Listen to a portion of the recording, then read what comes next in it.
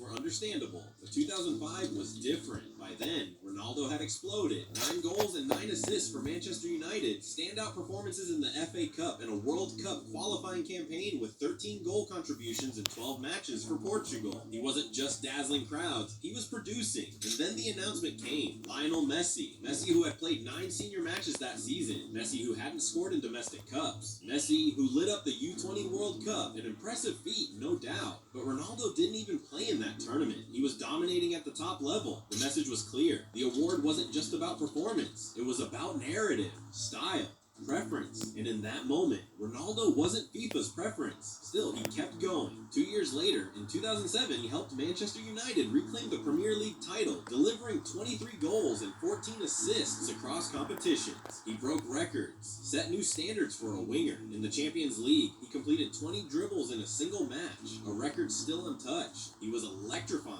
But when the FIFA World Player of the Year shortlist was released, his name wasn't even in the top 2. And when the time came for the ceremony, Sepp Blatter took the stage. Ronaldo was called third, Messi second, Kaká first. Even if Kaká was the deserving winner, the ceremony became memorable for another reason. FIFA mistakenly handed Ronaldo the wrong award on stage. He was forced to switch it in front of the world. It was clumsy, embarrassing, and for a player already feeling overlooked, it felt deliberate. Then came 2013, the year Ronaldo couldn't be denied. He scored 69 goals across competitions, carried Portugal to the World Cup with a legendary performance against Sweden. He was a phenomenon, and yet, as the Ballon d'Or deadline approached, he was trailing until public pressure and reportedly FIFA's own internal debate extended the voting period. When he won, he cried, but he also knew this wasn't a celebration, it was survival. Because every time Ronaldo rose above the system, it wasn't thanks to it, it was in spite of it. And over time, a question started echoing in football circles, fan forums, and press conferences. Why does FIFA never fully back Cristiano Ronaldo? By stats, he matched and often surpassed his peers. By influence, he was unmatched. By legacy, he was becoming immortal. But for FIFA, he was never quite the poster boy. Too outspoken, too polished, too independent. And for an institution that thrives on control, Ronaldo represented a problem, a global superstar they didn't create and couldn't contain. So they tried something else. They sidelined him, not with words, but with silence. It wasn't one moment that turned Cristiano Ronaldo against FIFA, but if you had to choose a spark, it happened in 2013. The world had just watched Ronaldo carry Portugal to the World Cup with a hat-trick against Sweden. He was breaking records in the Champions League, leading Real Madrid's attack like a man possessed. And yet FIFA's president, Sepp Blatter, took the stage at Oxford Union and mocked him. One of them spends more time at the hairdresser. A joke, they said. But to Ronaldo, it wasn't funny. It wasn't just a personal jab. It was the president of football's highest body publicly ridiculing him and praising his biggest rival in the same breath. That was the moment the smiles ended. From then on, Ronaldo stopped pretending. He began skipping ceremonies. He stopped posting thank you. When he did show up, it was all business. He no longer played their game. Because he understood. He could win trophies. He could break records. But in FIFA's house, he'd always be a guest. He wasn't compliant. He wasn't subtle. He wasn't theirs. And in an organization obsessed with control and image, Cristiano Ronaldo had become a problem. There's more than one way to silence a legend. In Ronaldo's case, they didn't need red cards or press statements. They just stopped calling his name. For years, the Ballon d'Or and FIFA's Best Player awards had mirrored his greatness. 2008, 2013, 2014, 2016, 2017. He didn't just compete with Messi, he won. But then something changed. The rules got blurry. The voting got vague. The criteria rewritten every year. Team success, narrative impact, style points.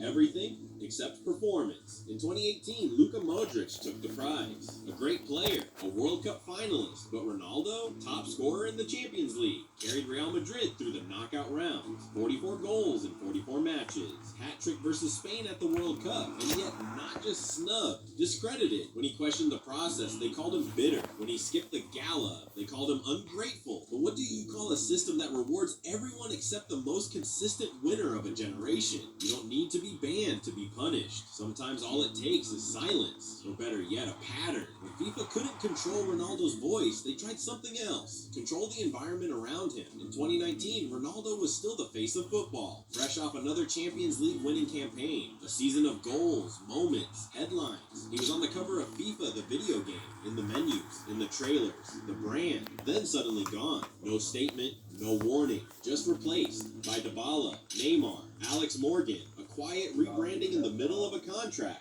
FIFA didn't say why, but everyone watching understood, because months earlier Ronaldo had been accused in a case he publicly denied. No charges, no trial. Yet he was scrubbed as if guilt had already been proven. They said it was routine. They said they were celebrating diversity, but it felt less like diversity and more like erasure. This wasn't just a brand decision. It was the beginning of a new phase. Punish the man through the machine. It didn't stop there. When Salah won the Puskás Award for a goal that didn't even win Goal of the Month, when Ronaldo's Champions League bicycle kick, one of the greatest in history, was sidelined, fans saw it, but FIFA didn't blink. In post-match incidents, when Ronaldo showed frustration, it made front-page scandal. Other players did worse, warning, closed-door talks. But with Ronaldo, investigations, suspensions, global press coverage. When he spoke with confidence, they called it ego. When he celebrated, they called it disrespect. Because when the president of FIFA mocks you on stage, the message isn't a joke, it's a position, a reminder of who gets protected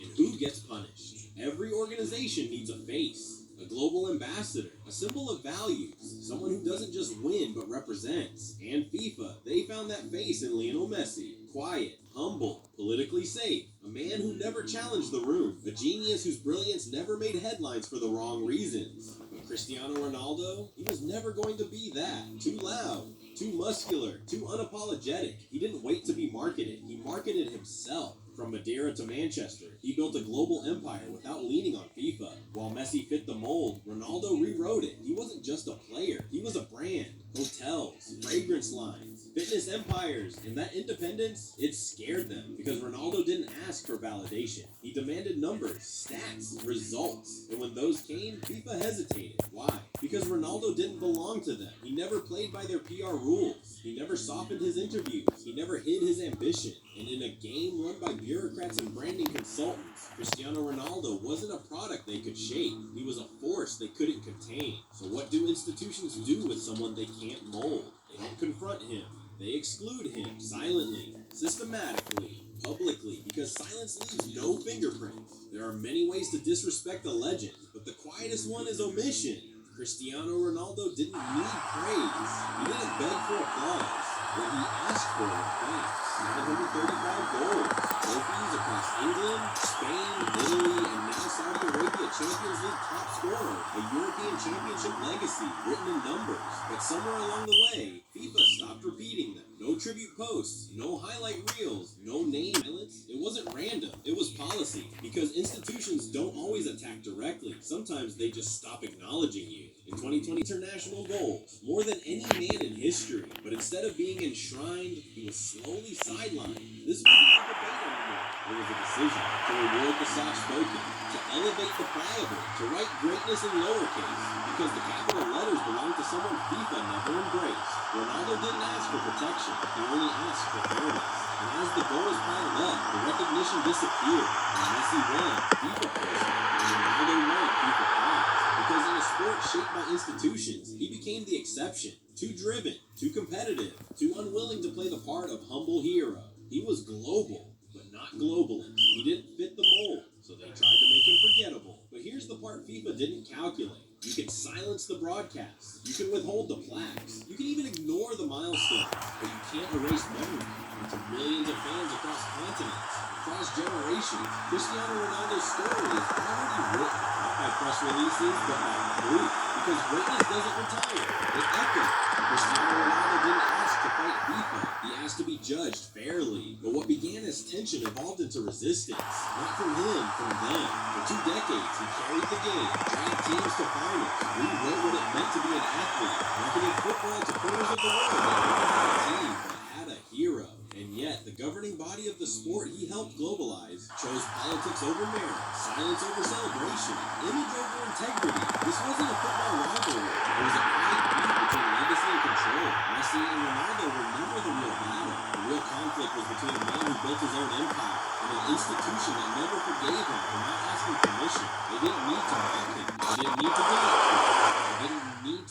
criteria or skip nominations, but they did, and in doing so, they exposed more than their bias. They exposed their fear. Fear of someone who didn't play the backstage game. Fear of someone who couldn't be molded. Fear of the player who never needed their validation to become immortal. Because while awards fade, while institutions rotate faces, greatness doesn't go away. It inspires. It multiplies. It outlives the politics. FIFA may control the trophies, but Cristiano Ronaldo owns the timeline. And in the end, they didn't write him out of football history. They just wrote themselves out of his. Are you done with feet time troubles? Or is your motivation feeling as flat as that tire? Hope is here to pump things up. Connect with local professionals in seconds.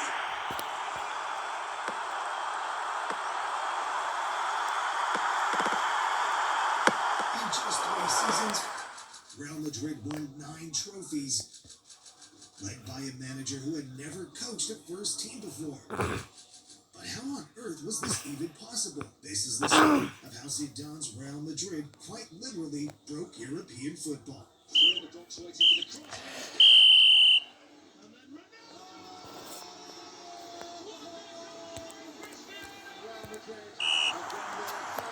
Consecutive UEFA Champions League. To understand how Real Madrid conquered Europe, we have to start in the 14-15 season when Carlo Ancelotti was the Real Madrid manager. This was an off-season for Real Madrid as they picked up no trophies, finishing 2 points off Barca in the league, losing the Champions League in the semis to Juventus, and getting knocked out in the round of 16 in the Copa del Rey. But despite finishing trophyless, Real Madrid were the highest-scoring team in Europe, playing amazing football, and Cristiano Ronaldo had his best individual season ever. But the thing about Real is that no matter how close they get, a trophyless season is not good enough, as the standards are nothing short of success. At this time, Barcelona were the best team.